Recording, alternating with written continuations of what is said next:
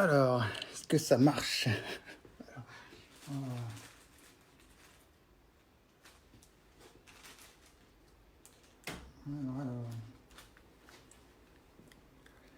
Ah, je crois qu'il y a des gens qui sont là. Voilà, voilà. Super. Je vais attendre un petit peu que les gens se connectent. Super. Bonjour Muriel, bonjour Edith, bonjour Alain. Là, je vois aujourd'hui ce que vous m'envoyez, donc ça c'est très bien. Parce que j'ai mis un miroir et tout ça, enfin je me suis équipé. Est-ce que vous m'entendez bien? Ça c'est important aussi parce que vu que j'ai une connexion qui est pas terrible, je pense qu'il est important que vous entendiez ce que je dis. Donc si vous pouviez juste me dire ok on t'entend, ce serait top. Voilà, je vais regarder de mon côté ce que ça donne sur mon ordinateur et on y va dans 2 minutes. Donc c'est très bien. Voilà.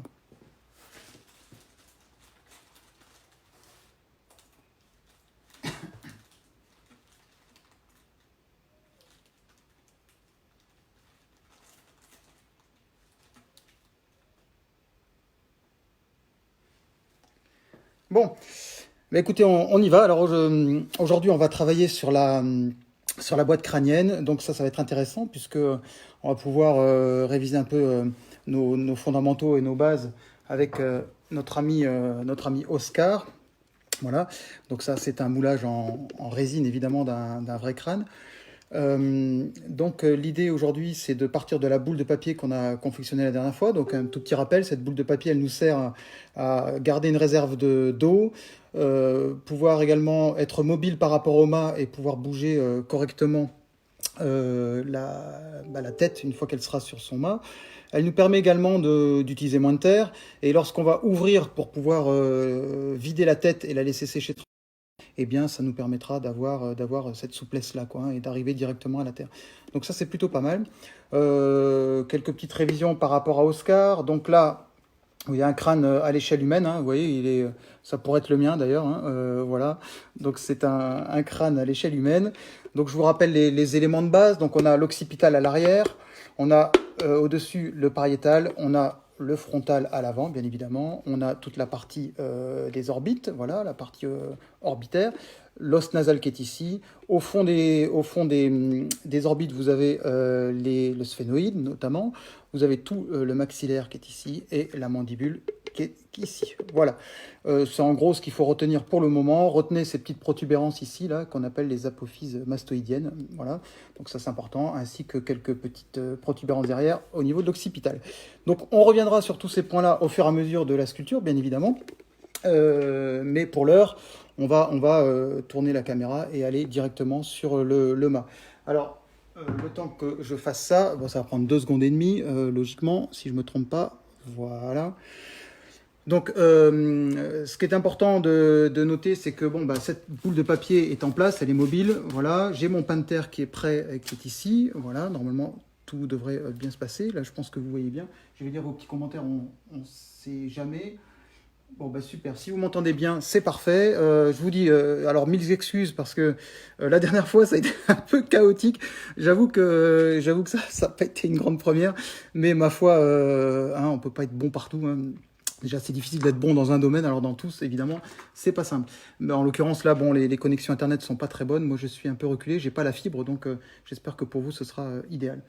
Quoi qu'il en soit, les vidéos sont enregistrées, donc vous pourrez les revisionner. J'ai vu que les qualités étaient nettement améliorées lorsqu'elles étaient vues en replay. Donc voilà. Donc compter sur ça pour pouvoir revoir tout ça. Je vais aller assez vite aujourd'hui par rapport à ce que je vais faire. Ça va vous paraître très rapide, mais vous avez tout le temps de le faire chez vous, bien évidemment, hein. Je vous laisse tout le temps que vous voulez. Vous avez vu, dans la mesure du possible, je réponds à vos questions lorsque la séance est finie et que vous avez 2-3 questions. Donc n'hésitez pas à me les poser, vous m'envoyez des petites photos de ce que vous faites si vous voulez.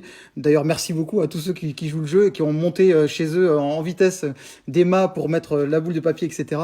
C'est ça me fait très plaisir, c'est très sympa de votre part. Et puis je suis content qu'on puisse passer ce temps ensemble parce que ça nous fait du bien, on est tous enfermés plus ou moins et faire un peu de terre ensemble, c'est génial.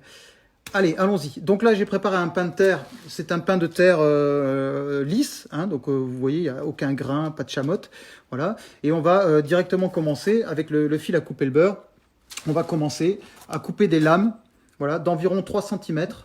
voilà, directement dans le pain. Alors vous en faites voilà, successivement, voilà, les unes au-dessus des autres. C'est bien de les couper à l'avance parce que quand on est dans le feu de l'action, eh bien c'est toujours embêtant d'enlever les mains de l'outil et puis de revenir sur le pain de terre pour la couper. C'est vraiment pas idéal, quoi. Voilà, donc hop là, voilà, on continue ici. Voilà, donc moi j'en fais autant que possible. Voilà, on descend le plus bas. Voilà, mais vous verrez, j'en ferai d'autres. Voilà, ensuite, une fois qu'on a fait ça, bah, vous prenez votre première lame. Voilà, vous voyez, elles sont toutes indépendantes les unes des autres, donc ça c'est vraiment idéal. Donc vous prenez votre première lame, donc qui fait grosso modo une quinzaine de centimètres de hauteur par une dizaine de centimètres de large. En fait, c'est la largeur de votre pain, hein, peu importe. Hein. Et on vient l'appliquer dessus. Voilà, comme ceci. Bon, j'espère que vous voyez bien. N'hésitez pas à me solliciter parce que du coup, là, avec mon installation, là, je peux voir vos messages au fur et à mesure. Donc ça, c'est vraiment très bien. Donc vous laissez une épaisseur d'à peu près 3 cm au-dessus. Ça, c'est quand même important puisque vu que la terre a naturellement tendance à descendre, bien disons que ça, plus vous avez de terre au-dessus, ben, moins ça descendra rapidement, quoi. Voilà. N'oubliez pas hein, la petite rondelle. Moi, je l'ai mise avant, la petite rondelle ici, qui servira à supporter l'ensemble. Vous voyez d'ailleurs, quand je monte la rondelle, il y a tout qui monte. Donc on s'éloigne du haut du mât et donc on évite de ce fait que la terre, le mât passe au travers de la terre. Donc on verra la rondelle un peu plus tard. Voilà. Une fois qu'on a fait ça, je reprends une autre lame de terre, donc même épaisseur à peu près. Et là, je mets ma main en opposition ici parce que je vais taper ici. Voilà, je vais taper pour pouvoir coller l'ensemble. Voilà. Donc tenez bien. Voilà. Je vais taper. Et dès que la terre est posée, je fais ce qu'on appelle la mise en cohérence, c'est-à-dire que je fais en sorte que les deux pains de terre, les deux morceaux de terre collent parfaitement l'un à l'autre. Ça, c'est important parce que on évite les bulles. C'est pour ça que je tape. On évite tout un tas de désagréments après d'assemblage de terre, donc c'est vraiment pas mal de faire comme ça. Je reprends une autre lame, évidemment, et on fait pareil de l'autre côté. Voilà. Donc je maintiens derrière pour pas que tout s'en aille, évidemment. Voilà. Et je tape. Alors excusez-moi, peut-être que le son, le son est un petit peu fort quand je gifle, mais j'ai pas trop le choix. Donc c'est la partie un peu bourrine de la sculpture, là. Donc ça fait plaisir, hein. On tape, hein. Si vous avez un peu d'énervement avec ce confinement, c'est le moment de vous défouler, hein. Donc vous tapez comme vous voulez, et toujours tout de suite hein, la mise en cohérence. Alors pour ce faire, la mise en cohérence, j'utilise donc les steaks. Alors Estec, hein, donc E-S-T-E-Q-U-E, donc une Estec, c'est un outil de potier principalement, mais moi je m'en sers énormément, voilà, parce que ça sert, vous voyez, cette Estec, quand vous la maintenez. Alors pour la tenir, hein, vous la calez d'un côté avec votre pouce et de l'autre côté avec vos 4 doigts. Comme ça, vous gérez correctement l'inflexion. Vous voyez, vous pouvez l'infléchir comme vous voulez. Et ça, c'est absolument génial quand vous voulez faire des grandes parties lissées. Vous voyez, par exemple, là, j'espère que vous voyez bien. Vous voyez là, ça permet d'avoir un lissé tout de suite très très intéressant et surtout un galbe. Alors l'idée de coller des morceaux comme ça les uns sur les autres, c'est d'obtenir une sphère la plus parfaite possible. Là, l'objectif, c'est d'avoir vraiment une sphère. Voilà. Pourquoi? Parce que globalement, voilà, quand vous regardez Oscar, hein, quand je le mets à côté, là, ici, vous avez quand même un bel arrondi, ici, là. Hein, vous voyez, on a un bel arrondi, et donc ça permet d'avoir ce départ, là, avec l'occipital qui est vraiment rond. Donc si je pars sur une tête qui est déjà assez ronde ici, eh ben, ça va m'enlever du travail pour après. Donc vous voyez, quand je tourne comme ça me permet d'avoir déjà une première vision. Et je voulais aussi insister sur une chose, ça c'est vraiment fondamental, c'est ce que je fais avec mes stagiaires, mes élèves, la plupart du temps, j'insiste énormément sur cette phase qui paraît, alors je vous ai dit tout à l'heure que c'était un peu bourrin, alors oui c'est vrai que c'est un peu bourrin, mais c'est fondamental. L'autre jour, je vous disais qu'on n'envisageait pas de construire un bâtiment sans faire des fondations solides. Mais écoutez, là, ce que nous sommes en train de faire, ce sont les fondations. Donc la boîte crânienne, si elle est mal faite au départ, si elle n'est pas bien équilibrée, si elle n'est pas cohérente par rapport à l'humain, eh bien, il y a fort à parier qu'on aura 1000 misères pour faire quelque chose d'assez élégant et surtout qui ressemble réellement à l'humain. Voilà, une fois que j'ai fait ça, vous voyez, ça commence à prendre forme, hein, on a déjà une presse-fer. Ben, je vais continuer, je vais rajouter de la terre, alors peut-être pas en entier, mais je vais prendre une demi-lame, voilà, et je vais la coller par en dessous. Voilà, toujours pareil, hein, avec un grand souci d'homogénéité. Donc je mets en cohérence l'ensemble. Voilà. Alors je regarde un peu vos messages. Voilà, super. Si vous m'entendez haut et clair, c'est top. Merci Florence pour le commentaire. Alors, Bon, bah, super, ouais, ouais. Valérie. Oui, oui, non, c'est une steak et pas steak haché, évidemment. Ah, c'est pas celle-là, les steaks hachés, c'est l'autre, hein. Donc, voilà, je rajoute de la terre en dessous pour combler ma sphère. Voilà. Alors après, en fonction de la taille de votre sphère de papier au départ, ben, vous avez une tête plus ou moins grande, évidemment. Voilà. Cette phase est très très importante, hein, je vous le dis, hein. Donc tout ce qu'on va faire aujourd'hui, hein, c'est très important. Alors, ça va aller relativement vite, mais il faut s'appliquer. C'est pas parce que les choses sont un peu rapides ou un peu bourrines, comment dire, un peu rustres dans l'approche, qu'il faut les négliger. Bon, je vais m'évertuer à travailler de la main gauche pour que vous puissiez y voir correctement. Voilà. Alors n'hésitez pas, après avoir regardé ce direct, à vous entraîner chez vous, évidemment, hein. De toute façon, je pense que c'est ce que vous allez faire. N'hésitez pas, au fur et à mesure que vous faites, à me poser des questions. Alors dans la mesure du possible, puisque bon, moi je travaille quand même la journée sur mes pièces, je répondrai autant que possible. Voilà. Hop là. Voilà, puis surtout, bah, si vous pensez que ça peut plaire à d'autres personnes, bah, n'hésitez pas à partager, hein. Moi, je serais content d'avoir de nouvelles personnes avec qui échanger, puis surtout parler de sculpture, parce que dès qu'on peut parler ensemble de sculpture, bah, moi, ça me fait plaisir. Voilà, donc vous équilibrez bien la sphère sur l'axe du mât, parce qu'autrement, si vous avez des déséquilibres, eh bien, ensuite se tire. Hop là. Voilà. Donc là, j'ai à peu près fini ma sphère. Je vais bien m'appliquer pour l'état de surface, ça aussi. Alors moi j'aime bien travailler comme ça. Bon, après c'est chacun voit un peu sa propre technique. Moi, je préfère voir quelque chose d'assez lisse parce que ça me permet de voir les défauts le plus rapidement possible. Voilà. Dans mon approche sculpturale, évidemment, hein, parce que si vous travaillez par profil successif, comme je vous expliquais la dernière fois, ben, évidemment, on ne passe pas par cette étape-là. Donc, les besoins ne sont pas les mêmes, hein, évidemment. Alors voilà, donc là, en fait, je regarde ma sphère pour qu'elle soit, et je la corrige pour qu'elle soit la plus sphérique possible. Parce que là, on est encore un peu sur un patatoïde. Voilà. Une fois que j'ai fait ça, donc vous voyez, hein, elle est bien pincée ici. Donc, il s'agit vraiment d'une sphère, hein. Voilà, ça, c'est important. Donc, je remets, pour bien vous montrer où on veut en venir, je vous remets Oscar à côté. Voilà. Donc en fait, on va en venir là. Donc là, c'est un peu gros, donc j'ai ma sphère qui est un peu grosse, mais c'est pas très grave, puisque je vais pouvoir la réduire comme je veux. Voilà. Donc là, je vais prendre pour parti pris que l'avant de ma sculpture sera ici, voilà, ici, et l'arrière sera là. Alors pourquoi? Parce que j'ai un joli bombé ici, et du coup, ce sera ça de moins à faire quand je sculpterai cette partie-là. Donc très vite, vous voyez, je choisis quel est l'avant de ma pièce et quel est l'arrière. Alors, il se trouve que ma tournette, là, je ne sais pas si vous voyez, elle a un angle ici, là, voilà, puisqu'elle est carrée.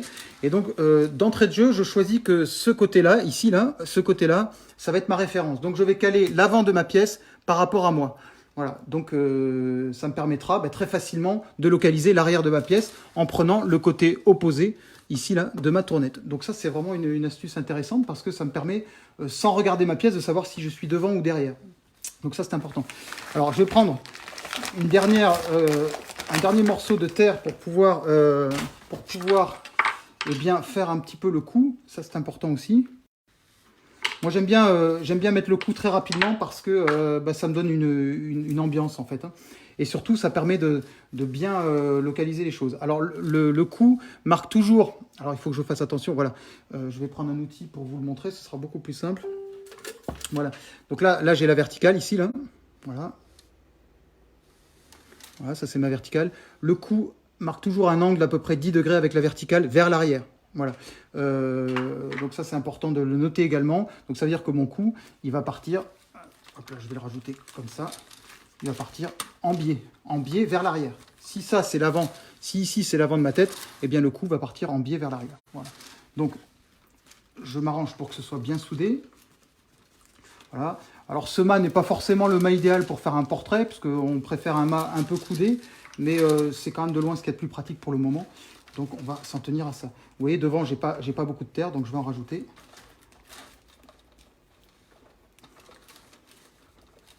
Voilà.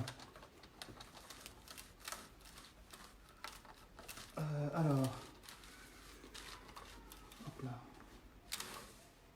Donc, est-ce que tout va bien? Ouais, apparemment ça va. Faites-moi signe si ça s'arrête ou s'il y a un problème. Normalement, c'est bon. Hop là. Voilà. Et je vais rajouter de la terre derrière. Voilà. Cette terre là que je mets sur le cou me sert de réserve également. Donc ça, c'est vraiment, vraiment pas mal, quoi. Hop là. Alors.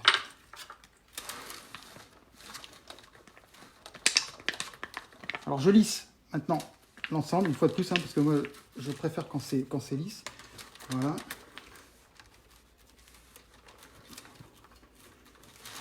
Voilà. Et c'est à ce moment-là que je vais mettre la rondelle. Voilà. Donc je vais m'arranger pour qu'elle soit donc l'avant et là. Donc je vais mettre la vis de ma rondelle, je vais la mettre plutôt sur l'arrière, comme ça elle ne me gênera pas. Donc je monte l'ensemble, vous voyez ici, l'ensemble se décale du haut du mât, vous voyez, de 1 ou 2 cm, comme ça je suis tranquille, et je serre ma vis derrière. Voilà. Donc là, je suis prêt à sculpter ma tête, à continuer ma boîte. Voilà, donc là, on est bien. Donc l'avant est là. Voilà. Donc là, sur le côté, j'ai bien mon angle, j'ai bien mon oblique. Voilà. J'ai l'avant qui est ici et j'ai ma tête qui est portée par en dessous. Donc ça, c'est très bien. Alors, ce que je vais faire maintenant, c'est que je vais rajouter... Hop là, je vais prendre ici un autre morceau de terre. Voilà. Et je vais rajouter le frontal. Voilà. Alors... Bon, j'espère que vous me voyez toujours. Envoyez-moi un petit message, s'il vous plaît, pour me dire que vous voyez, parce que moi, sur mon ordinateur, ça ne marche plus. Donc bon, je pense que hop là, ça devrait fonctionner. Voilà, si vous avez des... Alors, la rondelle. Ah, je vois qu'il y a des questions sur la rondelle. Alors, la rondelle, c'est une rondelle... Oh, bah, c'est tout ce qu'il y a de plus simple. Là, elle est dans un matériau plastique que j'ai trouvé. Mais en fait, ça peut être fait dans du bois. Régulièrement, je le fais dans du bois. Hein, ça pose pas de problème. Hein. Il suffit que le trou soit du même diamètre que le mât. Et ça permet, du coup de maintenir tout ça, quoi. Donc là, il n'y a pas de problème avec la rondelle. Vous la faites en ce que vous voulez, quoi. Voilà. Alors maintenant, je vais construire le frontal. Le frontal, je prends un morceau de terre rectangulaire comme ceci. Alors vous verrez hein, que ma méthode, finalement, elle ressemble beaucoup à celle de Philippe Farreau qu'on trouve dans ses livres. C'est normal puisque lui comme moi, nous sommes anatomistes et donc on part des mêmes constats et des mêmes techniques. Donc on en a parlé de temps en temps ensemble. Donc effectivement, c'est la façon la plus rapide, je pense, de monter une boîte crânienne quand on a cette approche-là, évidemment. Donc là, je repars sur ma face, donc je trace. Alors ça, c'est important, toujours tracer, ça c'est vraiment super important. Voilà. Donc là, je trace une verticale qui me permet de localiser mon emplacement, bien centré sur le mât, ça c'est vraiment super important. Voilà. Merci Daniel de m'avoir dit que ça marchait bien. Bah, c'est génial, aujourd'hui on n'a pas de problème. Bah, écoutez, c'est magnifique, on va en profiter. Alors pour placer le frontal, on va le placer là. Alors bon, comme son nom l'indique, c'est un frontal, donc on va pas le mettre là. On verra ça plus tard, ce sera la mandibule. Et donc on va mettre le frontal ici. Là. Voilà. Alors on ne le met pas trop bas, puisque le front d'une personne... Vous voyez, je reprends Oscar. Hein. Vous voyez, le front, il est là, hein, le front. Hein, il commence... hop, hop, hop. J'ai l'impression qu'on s'est rapproché. Ah oui, c'est moi qui me suis rapproché tout à l'heure. Voilà, donc le front, il est là. Hein, évidemment, mais à partir de là, c'est tout le visage qui commence. Donc je vous expliquerai les proportions également d'un visage. Voilà, donc je vais m'éloigner un petit peu parce que, hop là, autrement on ne voit pas. Et donc là, pareil, je centre mon morceau de terre, je le centre. Vous voyez, si je trace par exemple comme ça, je centre le morceau de terre que j'ajoute sur le visage en fait, hein, enfin sur la boule que je viens de faire. Voilà. Alors on y va. Donc hop là, je le tape et puis... Une fois de plus, je mets en cohérence. Alors, mettre en cohérence, ça veut dire bien lisser tout ça. Vous voyez, ça veut dire vraiment faire en sorte que la terre fonde l'une dans l'autre. Voilà. Alors, j'aplatis un tout petit peu sur les côtés, parce que le visage humain, il est plutôt en forme triangulaire comme ça. Donc, il faut vraiment en tenir compte. Voilà. Et pareil avec ma main. Alors, vous voyez, pour le moment, les outils que j'utilise sont rudimentaires. Hein. Alors, quand je parle de rudimentaire, c'est en termes d'appareillage, parce que c'est globalement ma main et mon estèque. Voilà. Alors là, c'est important, vous me voyez faire un geste qui est super important, c'est vraiment retrouver une courbe très gracieuse, puisque là, ici, là, sur le deuxième tiers arrière du crâne, on a l'apex, le point le plus haut du crâne. Donc il est là, il n'est pas là, il n'est pas là, il n'est pas là, il est là. Donc il faut faire en sorte que cette courbe qui part du front jusqu'à l'apex soit régulière, et à partir de l'apex, on peut descendre vers l'occipital. Donc ça, c'est super important de le respecter. Et d'ailleurs, je vais réduire un petit peu ma région occipitale parce qu'elle est un peu marquée. Voilà. On reviendra là-dessus au fur et à mesure. De toute façon, la pièce se met en place aussi, puisque la terre a tendance à bouger régulièrement. Donc ça, c'est vraiment un détail, mais il faut le voir au fur et à mesure. Hein. Il faut vraiment bien comprendre ce qui se passe. Voilà. Donc là, on a une jolie courbe. Voilà. Je retape régulièrement dessus pour pouvoir bien balancer les volumes. Voilà. Et là, j'ai mon frontal qui est mis. Vous voyez, alors c'est un peu bizarre, hein, mais j'ai mon frontal qui est mis. Voilà. Alors, est-ce qu'il y a d'autres messages? Là, je regarde. Voilà. Bon, j'ai des messages qui apparaissent un peu partout. Voilà. Alors, la question des bulles dans une terre non chamotée. Alors, il y a beaucoup de croyances hein, autour des terres. C'est pas parce qu'une terre est lisse qu'elle embarque forcément beaucoup plus d'air. D'ailleurs, j'aurais même tendance à dire au contraire. Puisque entre les petits morceaux de chamotte que vous avez dans une terre chamotée, ben, il y a de l'air autour. Donc une terre lisse, elle embarque pas tant de terre que ça. Si je plaque bien mes morceaux, alors là, la terre est très molle, donc du coup, il y a un bon plaquage. Donc les bulles sont chassées d'elles-mêmes, en fait. Hein, elles n'apparaissent même pas, en quelque sorte. Par contre, si c'est un peu plus dur, je vais quand même mouiller un peu ma zone. Et en tapant relativement fort, je chasse les bulles d'air. Alors, quand bien même il y aurait des bulles d'air, lorsque je vais ouvrir pour la vider, je vais laisser une épaisseur qui sera, vous voyez, qui sera à peu près épaisse comme ça partout. Donc dans cette épaisseur-là, en plus je viendrai piquer avec des fourchettes ou avec des outils, la bulle d'air quand même elle va pouvoir s'échapper tranquille. D'autant que moi je privilégie des temps de séchage assez longs. Voilà, pré-séchage de 2 semaines dans un sac plastique. Après 3 semaines tranquillement par terre dans un sac plastique ouvert. Et après 1 ou 2 à 3 semaines d'ailleurs en séchage naturel. Voilà, moi j'hésite pas, hein, je le laisse sécher très longtemps parce que j'ai envie de voir mes pièces cassées, quoi. Alors, la mandibule. Là, maintenant qu'on a fait ça, on va attaquer la mandibule. J'ai pas trop rajouté derrière d'occipital pour cette là parce que ma sphère était relativement bombée sur l'arrière. Donc, j'ai pas besoin de rajouter de l'occipital. Voilà. Parfois, on a besoin de rajouter un massif ici, une espèce de calotte, pour pouvoir gonfler un peu l'occipital.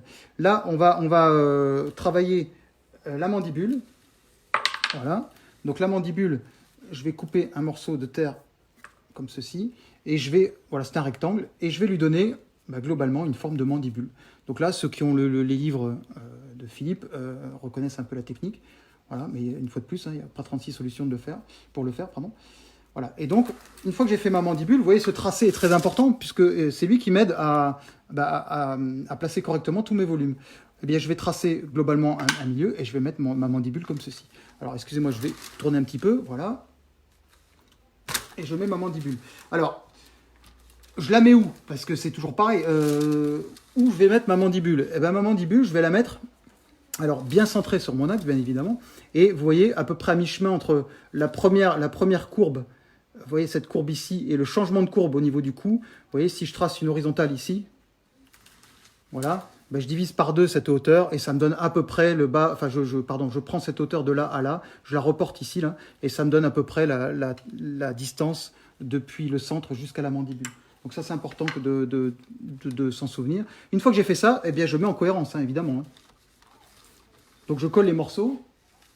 Voilà. Hop là. Je colle bien les morceaux pour que tout s'assemble correctement. Voilà. Et vous voyez commencer à apparaître ce que j'ai appelé le casque de moto. Vous voyez, hein, on n'est pas loin. Hein. Alors toujours prendre du recul sur ce que vous faites. Parce que ça, c'est vraiment important. On a vite fait de rester le nez constamment sur sa sculpture. Donc, alors moi, ce que je préconise, c'est de ne pas sculpter assis. C'est vraiment de sculpter debout. D'ailleurs, je ne sais pas si je vais pouvoir le faire, mais regardez. Attends, je vais essayer de me mettre, hop là, comme ça. Alors, je ne sais pas si c'est possible. Mais vous voyez, en termes de hauteur, ouais, j'ai mon œil qui est au niveau de son œil à lui, son œil supposé à lui. Ça, c'est vraiment important de sculpter toujours à la même hauteur. La hauteur de mes yeux doivent être à la hauteur de ses yeux à lui, quoi, ou à elle. Ça dépend évidemment de ce que vous avez choisi comme sujet. Donc là, voilà, je colle. Voilà, impeccable. Bon, bah écoutez, je suis content parce qu'aujourd'hui, ça marche bien. Voilà. Et une fois que j'ai fait ça, que j'ai mon maxillaire, hein, donc je vais évidemment lui remettre un peu de menton, etc.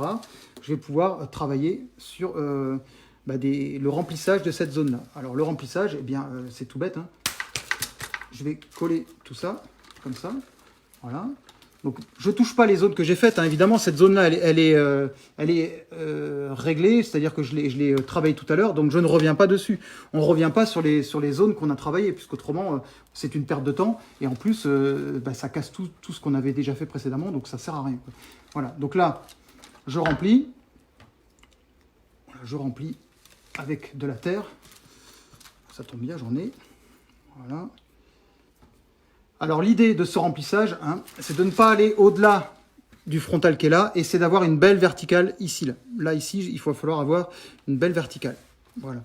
Donc je m'emploie à faire une belle verticale. Et puis, pareil, je prends du recul et je centre ma tête par rapport à l'axe. Voilà, ça c'est important d'avoir l'axe ici, là, évidemment, et tout centré de part et d'autre, parce qu'autrement, on va avoir un déséquilibre et notre tête va basculer d'un côté ou de l'autre, ce qui est très très désagréable quand on a bien avancé sur la sculpture. Voilà. Donc là, hop là, je remplis. Voilà. Bon, moi j'ai une certaine habitude, donc je vais assez vite. Alors vous voyez aussi, ce qui fait que je n'ai pas de bulle, moi, dans mes pièces, c'est que je mets en cohérence tout de suite. C'est-à-dire que, regardez, j'étale tout de suite ma terre, je la fonds dans la terre précédente. Voilà. Et donc, j'ai moins de soucis, quoi. Donc là, on va faire attention à remplir les petits trous qui pourraient apparaître. Voilà. Ici, il y en a pas mal. Donc, vous voyez, j'enfonce ma terre, je la mélange avec celle du dessous. Et comme ça, hop là, j'avais un petit coup de téléphone. Ça n'a pas interrompu le direct, non, ça a l'air d'être bon. Ok. Écoutez, félicitations, parce que j'ai l'impression que nous sommes 210 ou 213. Bah écoutez, bonjour à tous, hein. Je suis vraiment très touché que vous soyez tous là avec moi. Ça me fait très plaisir. Hop là. Donc je vais remplir un petit peu en dessous ici. Voilà. Impeccable. Et là, une fois que j'ai fait ça, eh bien, je vais mettre tout ça en cohérence pour finir ma boîte crânienne. Voilà. Et là, j'ai des mouvements amples qui partent de l'arrière de la tête vers l'avant. Voilà. Ça, c'est important, une fois de plus, pour pouvoir donner une espèce d'homogénéité. Vous voyez, tout de suite, on a un volume qui est très, très beau, qui permet vraiment de donner une bonne idée déjà de ce que ça va pouvoir être. Alors quand vous serez des maîtres en anatomie, vous pourrez dès maintenant sexuer votre pièce. C'est-à-dire que la boîte crânienne nous dit évidemment si nous sommes un homme ou une femme. Alors après, je dis évidemment, mais encore faut-il connaître les marqueurs masculins et les marqueurs féminins. Voilà, donc ça fera l'objet, ça dépend de ce que vous voulez, et puis de la durée du confinement aussi. Ça fera peut-être l'objet d'une séance où je vous montrerai le dimorphisme sexuel, c'est-à-dire vraiment les différences hommes-femmes, comment on peut différencier un homme d'une femme en sculpture. Ça, c'est super intéressant aussi, hein. Il y a de quoi faire des conférences entières, d'ailleurs, j'en fais d'ailleurs.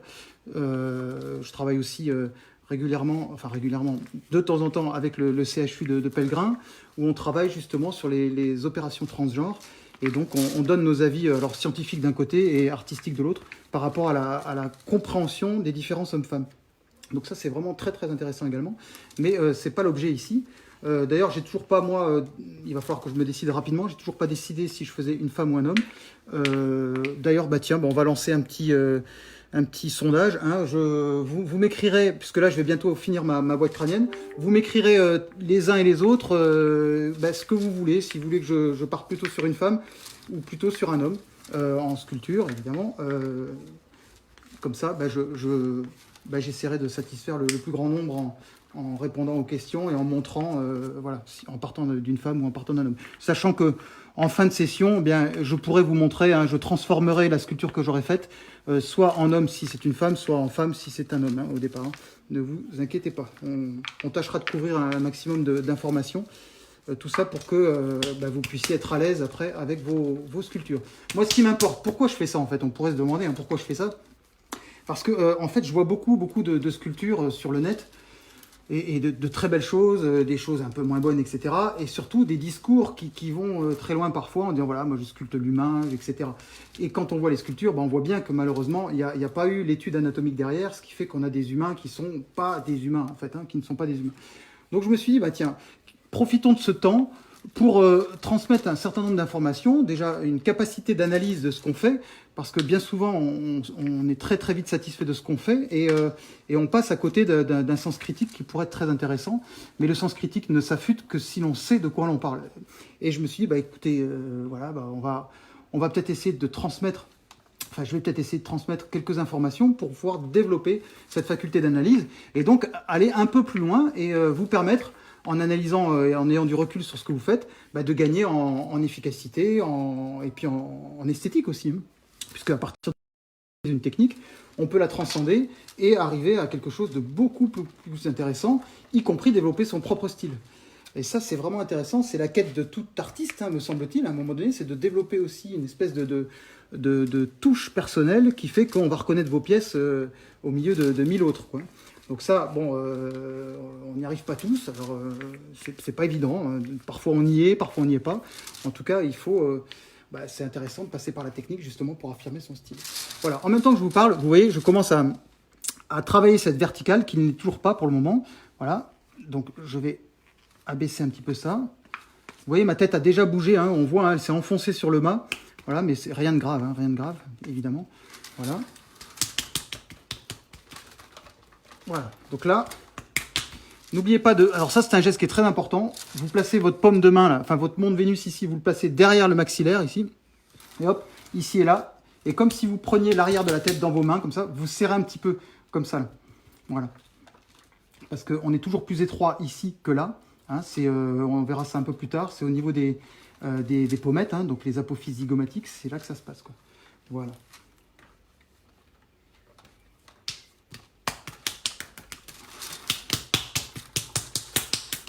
Voilà.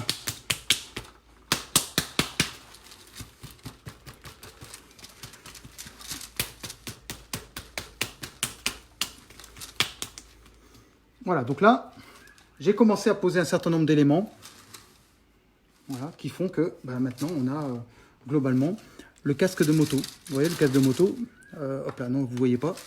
Donc là, vous voyez, là il est assez net. Voilà. Donc je lisse, et là je vais mettre en cohérence pour avoir un résultat qui puisse être entièrement, voilà, entièrement lissé. Donc vous voyez, j'utilise bien mes 4 doigts, là, pour bien gérer la flexion de mon estèque, et c'est elle qui est constamment plaquée sur ma terre. Vous voyez, et si je la plaque bien, regardez, le résultat est étonnant, c'est lisse immédiatement. Voilà. Donc je fais ça sur le côté du cou. Et puis, je crois qu'on va s'arrêter là pour la première séance de sculpture pure. Voilà, donc toujours pareil, n'hésitez pas, vous me faites vos commentaires. Si ça vous plaît, si c'est pas trop soutenu, si c'est trop lent, si c'est trop rapide, enfin vous me dites si la qualité d'image est bonne, etc. Faites-moi des retours parce que c'est une grande première pour moi. Je ne suis pas un grand spécialiste de la vidéo en direct. Voilà, mais en tout cas, si ça vous plaît, vous continuez à liker, à partager, n'hésitez pas, parce que il y a peut-être des amis que vous avez qui seraient contents d'avoir quelques informations sur comment sculpter une tête et puis comment aborder les choses de manière anatomique et précise. Voilà, ça peut faire plaisir à d'autres personnes. Voilà, donc là, vous voyez où on en est là. On en est là. Et là, je dirais presque, en tout cas en termes de fondation, le plus gros est fait. Je vous expliquerai comment on place la mandibule ici, parce que là, elle est un peu aléatoire. Donc vous verrez, je vous montrerai ça demain. On va pouvoir la compléter un petit peu ici. Voilà, tout dépend de ce que vous allez me dire. Donc n'oubliez pas, vous me dites si vous préférez que je sculpte une femme ou un homme en premier. Moi, ça m'est égal. Je vous montrerai de toute manière la transformation après pour aller dans l'autre sens. Voilà. Donc, écoutez, je vais retourner, hop là, la caméra. Voilà. Donc, évidemment, on a les mains un petit peu sales. Donc, j'espère que ça vous plaît, qu'on passe un bon moment ensemble. Enfin, moi, ça m'amuse de faire ça. C'est pas tous les jours que j'ai des audiences virtuelles, en quelque sorte. Enfin, réelles quelque part, mais virtuelles en face de moi. Donc, ça me fait plaisir. Ça me permet de vous transmettre tout ça. Donc, faites-moi voilà, un maximum de retours. N'hésitez pas, vous me dites, vous me dites si c'est bien, c'est trop rapide, pas assez rapide, etc. Et puis, je pense d'ailleurs que c'est en fait les prémices de cours que j'organiserai peut-être, enfin que je structurerai beaucoup mieux d'ailleurs sur le net. Donc, je vous en parlerai au fur et à mesure. Je pense qu'il y a matière à faire quelque chose de très intéressant avec les supports informatiques aujourd'hui. Et voilà, faire des choses très très didactiques. Alors, j'en parlerai un peu plus tard. Voilà. En tout cas, portez-vous bien, restez chez vous et à très bientôt. Au revoir.